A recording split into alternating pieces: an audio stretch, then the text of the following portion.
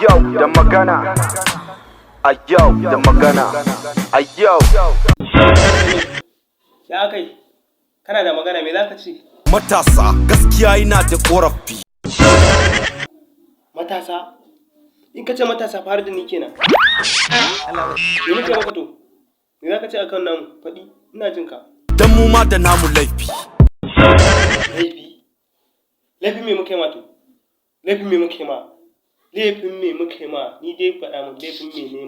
Mu saka girman kai muna yaudarar kanmu, mu ba yayan kowa ba mu ne da jin kanmu.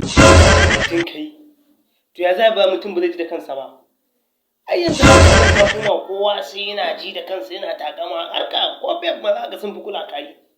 Haka dole ne sai kana dan jijji da kai ka nuna kai ma fa dan wai ne in ba haka ba wallahi harkan nan gaje kana kace kai yayi kai ne gaskiya wallahi kana ruwa Allah ko ba ka da kuɗi ka nuna kana da shi ya ka fi samu su kansu beb din wallahi sun fi kula ka amma ka je kana ci gaba ina jin ka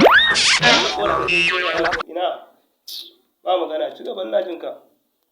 Mu ne sarakan raina suna da an ce zo ga abun yi sai mu ce a.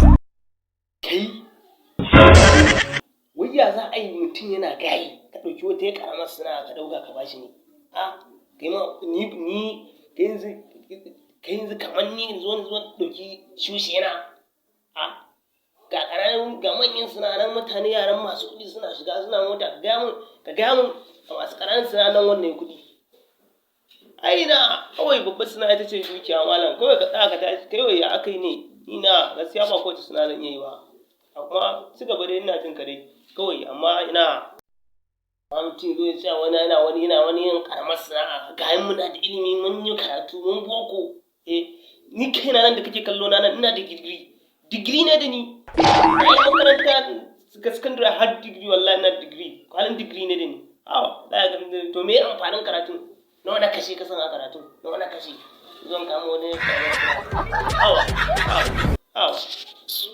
sai ina takamar ka gama digiri to a unguwar ku irin ku kun dari saboda haka maza ka canza da wuri in ba haka ba sai ka mutu da shan gari.